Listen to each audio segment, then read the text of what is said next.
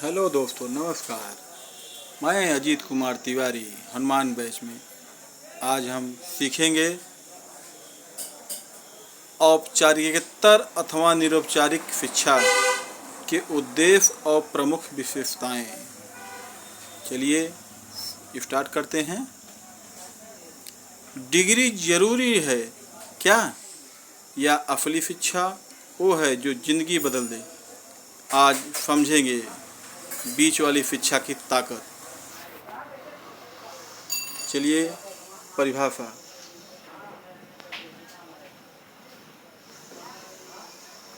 Definitive. चलिए आज हम परिभाषा देखेंगे। औपचारिकतर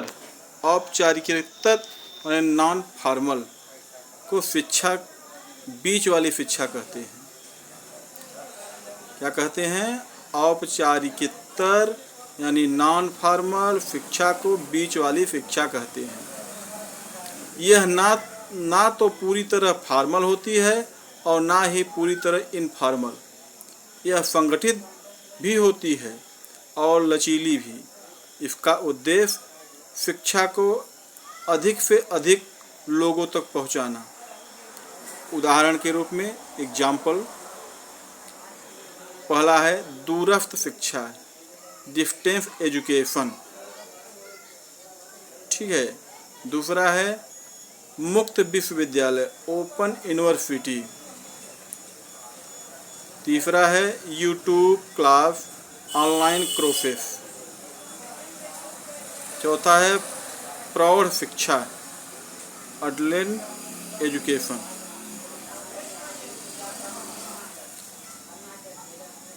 याद रखो, यह शिक्षा उन लोगों के लिए है जो किसी कारणवश फॉर्मल या स्कूल में नहीं जा सके हैं। किसी कारणवश, जैसे कि उनके पास समय नहीं है, उनकी पढ़ाई करने के लिए पैसा नहीं है, किसी प्रकार की जो है फॉर्मल स्कूल में नहीं जा सके, उनके लिए यह शिक्षा है।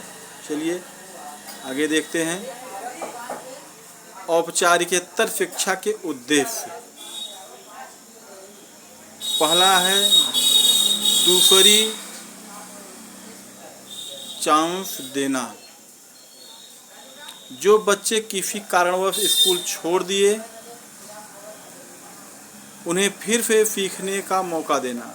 उदाहरण के रूप में जैसे रामू 8वीं के बाद काम करने लगा, लेकिन NIOS से 10वीं पास करके आज नौकरी कर रहा है। दूसरा है लचीला बनाना।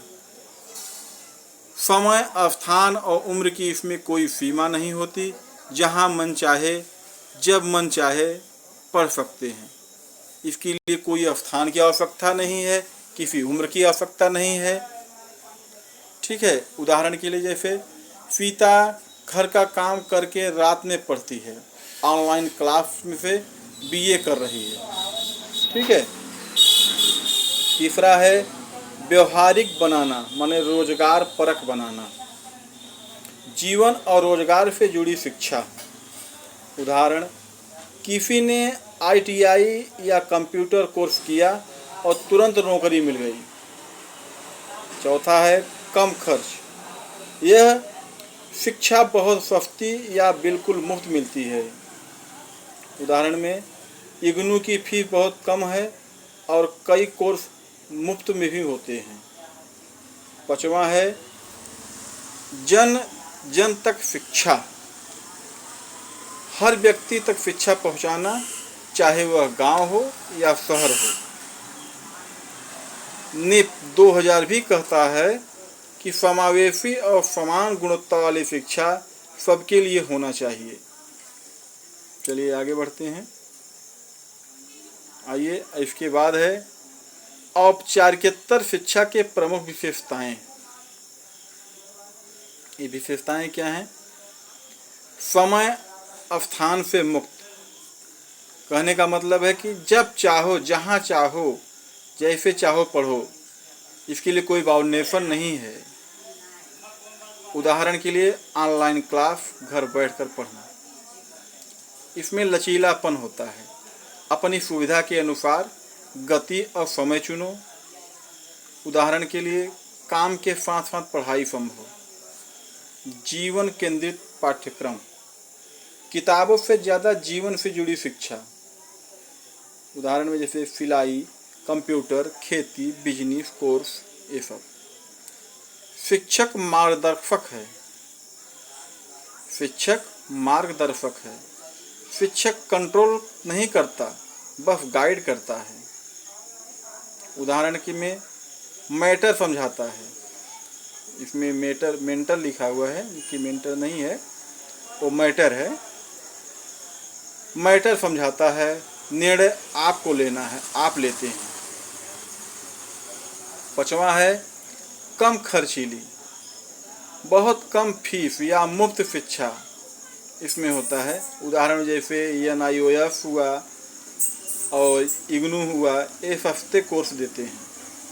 6ठा है प्रमाण पत्र मिलता है पर दबाव नहीं, इसमें परीक्षा का कोई दबाव नहीं होता है, परीक्षा का कोई दबाव नहीं तो कम दबाव वाला होता है, फिर भी सर्टिफिकेट मिलता है।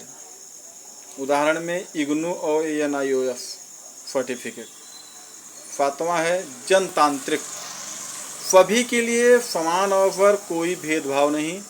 उदाहरण में उम्र, जात, लिंग की कोई बाधा नहीं है। चलिए आगे है तुलना तालिका।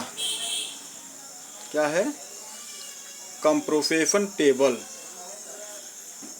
जिसको तुलना तालिका कहते हैं। बिंदु है, पहला है औपचारिक शिक्षा माने फॉर्मल, बीच में है औपचारिकेतर शिक्षा नॉन फॉर्मल, और लास्ट में है अनौपचारिक शिक्षा इनफॉर्मल।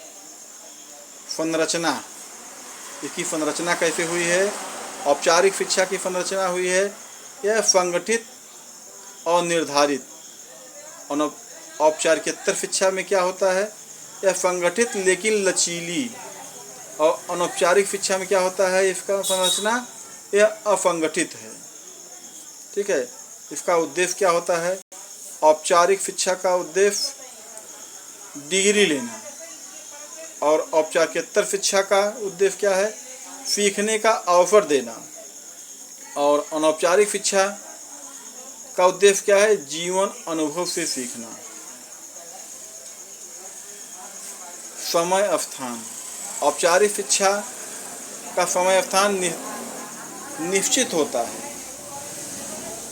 औपचारिकेतर शिक्षा लचीला और मुक्त होता है, और अनौपचारिक शिक्षा का उद्देश्य समय स्थान क्या होता है? पूरी तरह मुक्त रहता है। पाठ्यक्रम, औपचारिक शिक्षा निश्चित और तय है, और औपचारिकेतर शिक्षा व्यवहारिक जीवन केंद्रित है, और अनौपचारिक शिक्षा अनुभव पर आधारित है। शिक्षक की भूमिका, औपचारिक शिक्षा में अध्यापक सिखाता है, और औपचारिकेतर शिक्षा में मार्गदर्शक है, गाइड करता है। फिर अध्यापक गाइड फिर करता है। और अनौपचारिक शिक्षा में कोई निश्चित शिक्षक नहीं रहता है।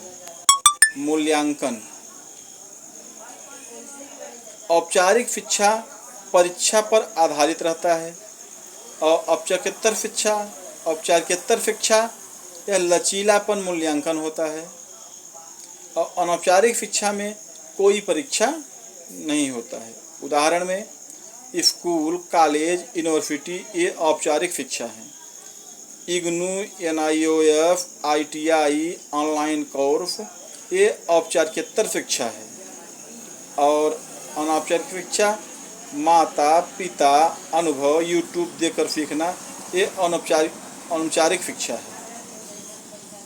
चलिए ठीक है, यहीं तक आज का टॉपिक यहीं तक है। अब आपकी बारी है, कमेंट करो आपका हनुमान बैच किस प्रकार की शिक्षा है। जय बजरंगबली। चैनल को सब्सक्राइब करो, लाइक करो, शेयर करना मत भूलना। धन्यवाद।